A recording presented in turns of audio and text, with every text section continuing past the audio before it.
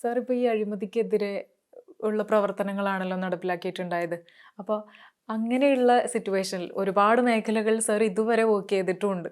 അപ്പോൾ അതിൽ നിന്ന് സാറിന് ഏറ്റവും കൂടുതൽ വേദനാജനകമായി തോന്നിയിട്ടുള്ള ഒരു സിറ്റുവേഷൻ ഒന്ന് ഷെയർ ചെയ്യോ? സാറിനെ മെൻ്റലി ഡൗൺ ആക്കിയിട്ടുള്ള ഒരു സിറ്റുവേഷൻ. എന്നെ മെൻ്റലി ഡൗൺ ആക്കിയിട്ടുള്ള പല സന്ദർഭങ്ങളും പല കാര്യങ്ങളുമുണ്ട് ഞാൻ ചെയ്തതിൽ. അതിൽ ഒരു കാര്യം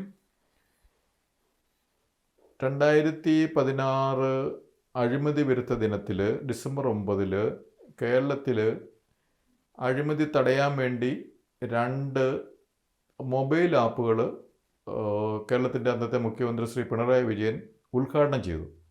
ഉദ്ഘാടനം ചെയ്യുന്നത് വെച്ച് കഴിഞ്ഞാൽ അതിൻ്റെ പണിയൊക്കെ കഴിഞ്ഞ് ട്രയൽ റണ്ണും കഴിഞ്ഞ് ടെസ്റ്റ് ഒക്കെ കഴിഞ്ഞിട്ട് 2 മൊബൈൽ ആപ്പുകൾ അഴിമതി തടയാൻ വേണ്ടി. അപ്പോൾ ആ മൊബൈൽ ആപ്പുകൾ പിന്നീട് ഈ പിണറായി വിജയൻ തന്നെയാണല്ലോ അതിനുശേഷം ഈ കഴിഞ്ഞ 9 കൊല്ലമായിട്ട് കേരളത്തിൽ ഈ വിജിലൻസ് എന്ന് പറയുന്ന സംവിധാനത്തിൻ്റെ നിയന്ത്രണം അദ്ദേഹത്തിനാണ്. അദ്ദേഹമാണ് ഇൻചാർജ് ആ വകുപ്പിൻ്റെ. അദ്ദേഹം അത് പിൻവലിച്ചു. അഴിമതി കേരളത്തിൽ എവിടെ നടന്നു കഴിഞ്ഞാലും അത് റിപ്പോർട്ട് ചെയ്യാൻ വേണ്ടി ഉണ്ടാക്കിയ 2 മൊബൈൽ ആപ്പുകൾ എന്തിന് പിൻവലിച്ചു മുഖ്യമന്ത്രി? കാരണം ആ മൊബൈൽ ആപ്പുകൾ ഉണ്ടാക്കാൻ വേണ്ടി ഞാൻ കുറേ കഷ്ടപ്പെട്ടിട്ടുണ്ട്. കാരണം അത് അറിയാമല്ലോ, ഒരു ടെക്നിക്കൽ കാര്യമാണല്ലോ മൊബൈൽ ആപ്പ് ഉണ്ടാക്കുക. അപ്പോൾ അത് ടെക്നോ പാർക്കിലെ ഒരു ഫേമാണ് അത് ഉണ്ടാക്കിയത്.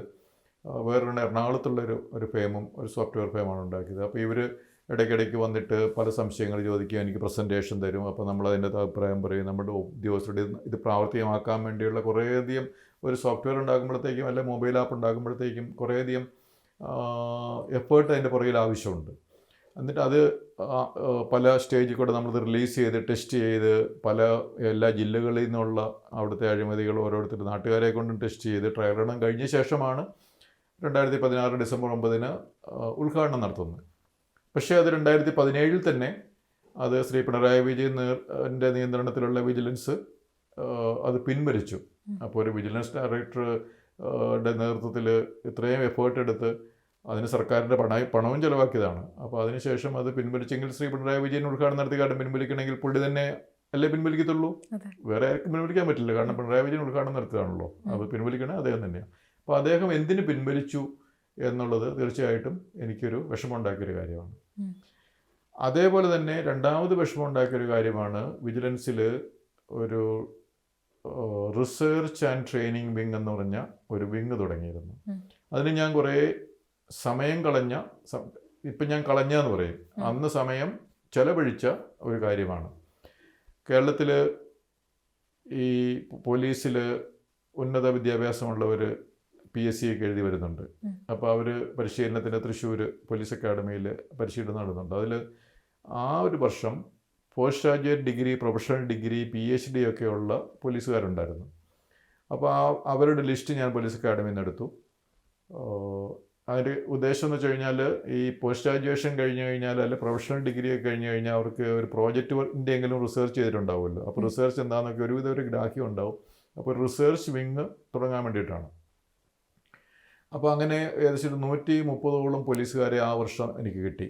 എല്ലാവരും post graduation, MSW, MTech, PhD, ഇങ്ങനെ ജേർണലിസം, MA, അങ്ങനെ പല പ്രൊഫഷണലും അല്ലെങ്കിൽ അല്ലാതെ ഒരു ഉന്നത വിദ്യാഭ്യാസം നേടിയ പോലീസിലുള്ള പുതുതായിട്ടുള്ള റിക്രൂട്ടുള്ള ആൾക്കാരെ ഞാൻ വിജിലൻസിലേക്ക് എടുത്തു.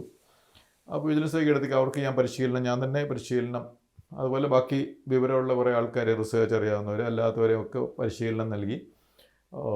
അവരൊക്കെ എങ്ങനെയാണ് ഈ വീഡിയോഗ്രാഫി നടത്തേണ്ടത്, അങ്ങനെ ഒരു റിസർച്ച് നടത്തേണ്ട റിസർച്ച് എന്താണെന്നൊക്കെ ഞാൻ തന്നെ അത് പഠിപ്പിച്ചു, വേറുള്ളവരെ വിളിച്ച് പഠിപ്പിച്ചിട്ടുണ്ട്. എന്നിട്ട് അവർ കേരളത്തിൻ്റെ പല ഭാഗങ്ങളിലേക്കും അവരെ ഇങ്ങനെ വിട്ടു. എന്നിട്ട് അവർ കൊണ്ടുവരുന്ന ഇൻപുട്ടുകൾ ഞാൻ തന്നെ നേരിട്ട് അത് കേൾക്കുമായിരുന്നു, കാണുമായിരുന്നു. എന്നിട്ട് അവരെ അപ്പോൾ വീണ്ടും മെൻറ്റർ ചെയ്യാമെന്ന് പറയും, അവരെ ഞാൻ മെൻറ്റർ ചെയ്തു, ഗൈഡ് ചെയ്തു. അതിൻ്റെ ഉദ്ദേശം എന്ന് പറയുന്നത് അഴിമതി തടയണമെങ്കിൽ നമ്മൾ അഴിമതിക്കെതിരെയുള്ളൊരു ഗവേഷണ വിങ് നമുക്കുണ്ടായിരിക്കണം. ഗവേഷണം എന്ന് വെച്ച് കഴിഞ്ഞാൽ ഫൈൻഡിങ് ഔട്ട് ദ ട്രൂത്ത് എന്നുള്ളതാണ് അതിൻ്റെ റിസർച്ചിൻ്റെ അർത്ഥം തന്നെ. ഫൈൻഡ് ദ ട്രൂത്ത്, അതിനുള്ള എവിഡൻസുകളും കളക്ട് ചെയ്യുക, ട്രൂത്ത് സ്ഥാപിക്കാനുള്ള ഇപ്പോൾ ആ റിസർച്ച് ആൻഡ് ട്രെയിനിങ് വിങ് വിജിലൻസിൽ 2016-17 കാലഘട്ടത്തിൽ തുടങ്ങിയതാണ്. ആ റിസർച്ച് ആൻഡ് ട്രെയിനിങ് വിങ് അത് തുടർന്നിരുന്നെങ്കിൽ ഈ ശബരിമലയിൽ 2019 ഒരു മോഷണം നടക്കില്ല, ഒരിക്കലും നടക്കില്ല. ലൈഫ് മിഷൻ എന്ന് പറയുന്ന ഒരു അഴിമതിയിൽ ശ്രീ പിണറായി വിജയൻ്റെ പേഴ്സണൽ സെക്രട്ടറി ജയിലിൽ പോയി കിടക്കേണ്ടി വരില്ലായിരുന്നു. അതുപോലെ പിണറായി വിജയൻ്റെ മകൾക്ക് തന്നെ മാസപ്പടി കേസിൽ ഈ കേരള ഹൈക്കോടതിയിൽ കേസ് കൊടുക്കുകയും അതിനുശേഷം അവിടുത്തെ കഴിഞ്ഞിട്ട് വീണ്ടും കർണാടക ഹൈക്കോടതിയിൽ കേസുമായിട്ട് ഇങ്ങനെ നടക്കേണ്ട ഒരു അവസ്ഥ ഉണ്ടാവത്തില്ലായിരുന്നു ഈ റിസർച്ച് വിങ് വിജിലൻസിൽ പിണറായി വിജയൻ നിർത്തിയില്ലായിരുന്നെങ്കിൽ. 2017 പുള്ളി അത് അവസാനിപ്പിച്ചു, 2017 അവസാനത്തോടെ.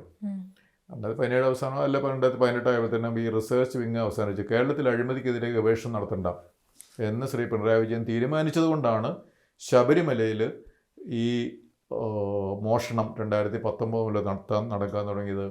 ലൈഫ് മിഷൻ അഴിമതികൾ, സ്പ്രിംഗ്ലർ അഴിമതികൾ, അതുപോലെ പിണറായി വിജയൻ്റെ മകൾ തന്നെ മാസപ്പടി കേസിൽ ആരോപണ വിധേയം നിൽക്കുന്നതൊക്കെ കാരണം ഈ റിസർച്ച് വിങ് പിണറായി വിജയൻ നിർത്തലാക്കിയതുകൊണ്ടാണ്. അപ്പോൾ അത് തീർച്ചയായിട്ടും എനിക്ക് വേദന ഉണ്ടാക്കിയൊരു കാര്യമാണ്.